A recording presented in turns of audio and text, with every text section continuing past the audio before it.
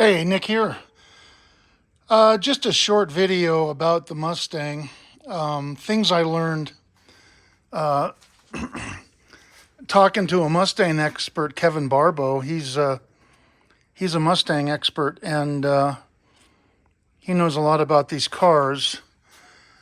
And he pointed out a lot of things to me about how these 64 and a half Mustangs are unique and how they're different from the 65s. Now, according to one of the books I read, they made about 120,000 64 and a halves. And mine is, the serial number on mine is 66,946, something like that. There's a 1 in front of it, but they start out at 1000. So the serial number is 166946, which means that this was the 66,900 car made right in the middle of that production run of 120,000. This car is a 76A convertible. It's an M, color is M, which is white, Wimbledon white. The trim is 45, which is white with a red vinyl interior. Build date is 15F, which is June 15th in 1964. I guess May 9th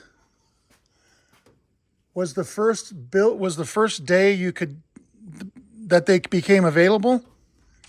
March, not May. March 9th, something like that. Please forgive me if I'm wrong.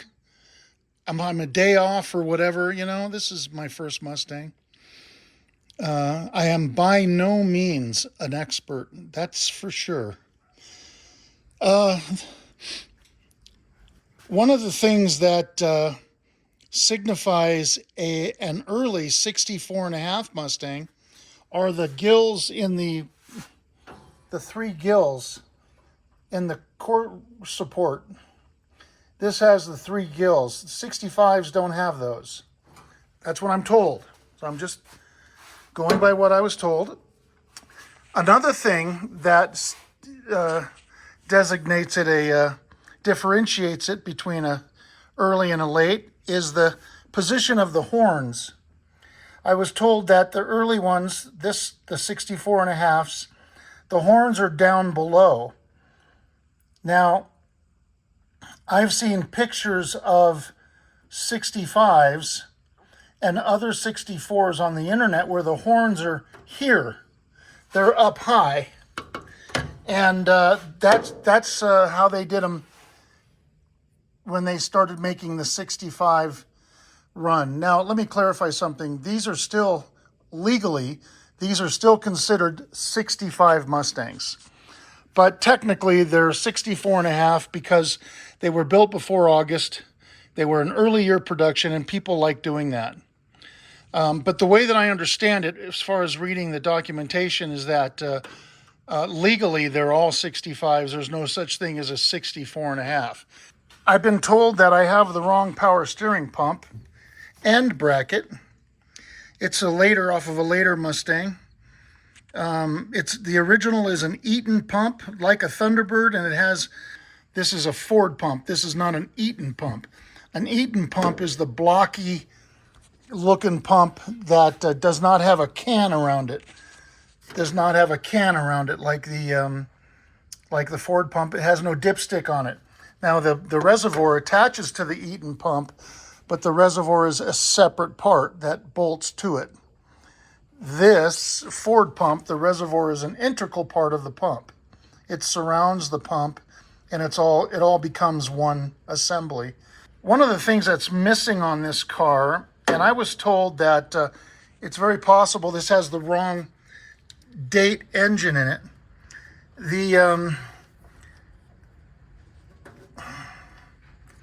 Let me put the light here.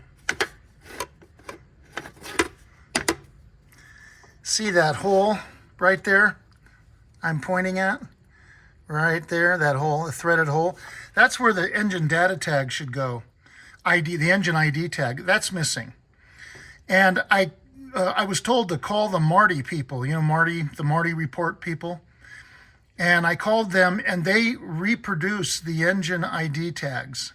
You just have to give them all the information about your engine and year of car and all the data tag information, and they'll make you a new one if yours is missing. So I ordered one from them. I like that. I'm kind of anal about those things, to put the correct engine tag. Now, the car, F is June, and the car was built 15 June, but there's a block date code here.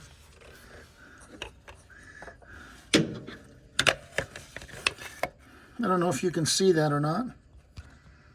It says 4F27. Well, that's 64 June and June 27th.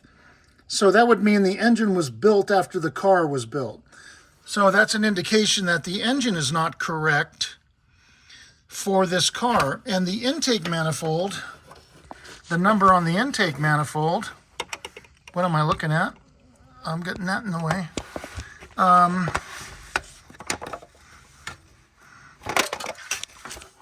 Let me see if I can get this in there. Okay, that says 4F1. So 464F June 1st. So that would make sense. 4F1 would make sense. The intake manifold was built or cast before the car was built. And so there you got a month inconsistency between the block and the intake manifold. Personally, I don't have enough experience with Mustangs to really understand what that means, other than I'm being told that chances are the engine in this has been changed. Now I'm noticing there's been a Chevy mechanic working on this thing. Now I've chipped some of it off, but you can see the excess silicone. See the blue silicone oozing out, and on the fuel pump, let me see if I can get the light in there. Oh, I got the camera's on the end of the phone. See the orange oozing out from where the fuel pump is? That's Chevy mechanic, yeah.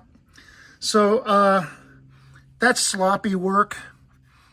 Obviously somebody's had at least the water pump off and the fuel pump off. Now I don't see the same thing with the timing chain cover. I don't see any silicone oozing out, and you can rest assured if the mechanic who did this had the timing chain cover off, he would have done the same thing there. So who knows? I don't care, really. It's close enough. It's a 289. You know, another thing that I talked to this guy about is the see the washers on the sorry. This light is impossible. I'm here to tell you, man. See the lock washers, these things? Those are the factory lock washers, how they're bent over from the factory. Now, it's my experience, not impossible, but it's my experience that if somebody had those off, they don't replace those.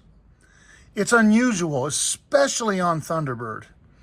Most people, they just put a bolt and a washer in, you know, maybe a grade 8 bolt and a split lock washer, and they don't replace those. Now, I have seen it, very rare. This engine has all of those on it, which is unusual. Tells me the exhaust manifolds have probably never been off. But again, who knows? It's too old to know that. It's been too many years to know that, and I'm the third owner.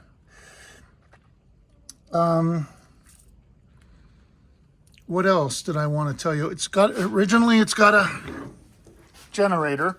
Now remember, I left that shield off. I left the shield off. I hooked it back up. I put this on it to hold the ground wire from hitting the fan of the pulley. So that's off of a T-Bird. I put that on it. The belt is stretched. It's too long. It's at the very end of its adjustment. I'll get another one, but it's tight enough for now. This heater hose right here, this thing is soft like a sponge. It's got no strength left. It's all expanded. It's swollen. That's going to blow. You can see it's swollen there. It's starting to swell here. And I can bet the heater hoses haven't been changed in a million years. So I'm going to do that.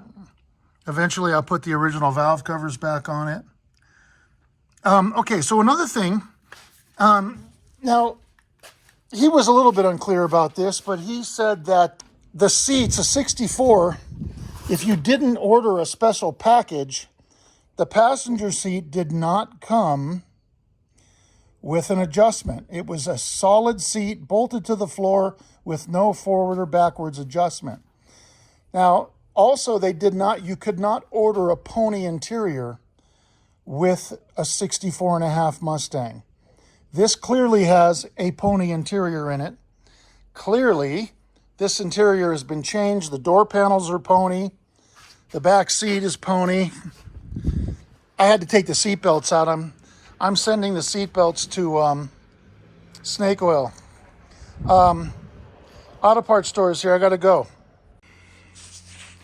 Okay, so auto parts store had to bring me some master cylinders. As you can see, I took the back seat out. Obviously, I've had some furry passengers. Not too many. It's not too bad. Back seats are okay. They're held in like a Thunderbird, you know, the two clamps here and then two bolts hold them in on the bottom. As far as the interior goes, obviously this came out of another car. That's okay. I don't care. I like the pony interior. It's got some issues. You know, the driver's seat's got something wrong with it there, and that's starting to come apart. And it's old, but it's in good shape. I'm perfectly okay with it. The car is old. I didn't buy a new car. I didn't intend on buying a new car. And I didn't want to buy a restored one because you can't drive them. They're too nice. This one's a nice used car that's got issues that I'm not afraid to drive. And if somebody dings their door on it, they ding their door on it. You know, if they do that to my Phoenix, then I'm pissed. So I never drive it. It's horrible. The other thing I found out is the fan is not working properly. It only works on one speed. It's a 2-speed fan. It's working in the high position, but not in the low position. The squirters, it's got factory original squirters, which is an option. They don't work because the motor's bad, you know. It's got a center console. What I didn't know, I just found this out. The center console has this door here. I didn't know that. That's interesting. Put stuff in there. For your 8-tracks and your weed. You can put your weed in it.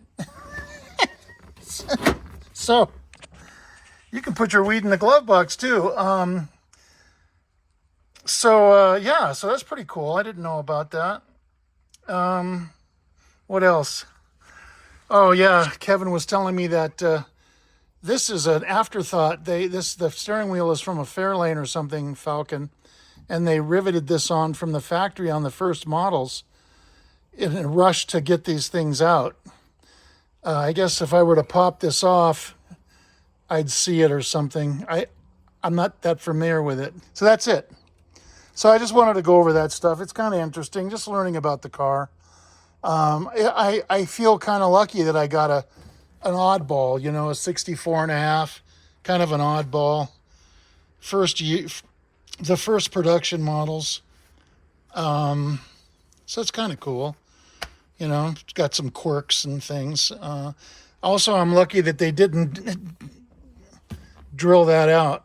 They didn't make it larger than it was. Some people, Kevin was telling me, that his has been hogged out.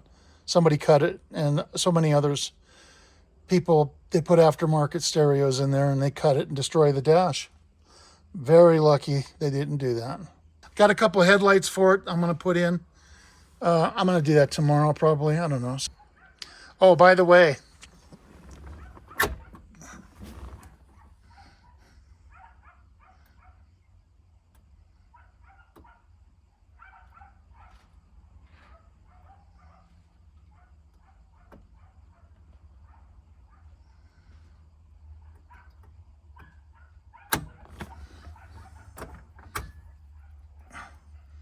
I guess I can keep it. All right, man.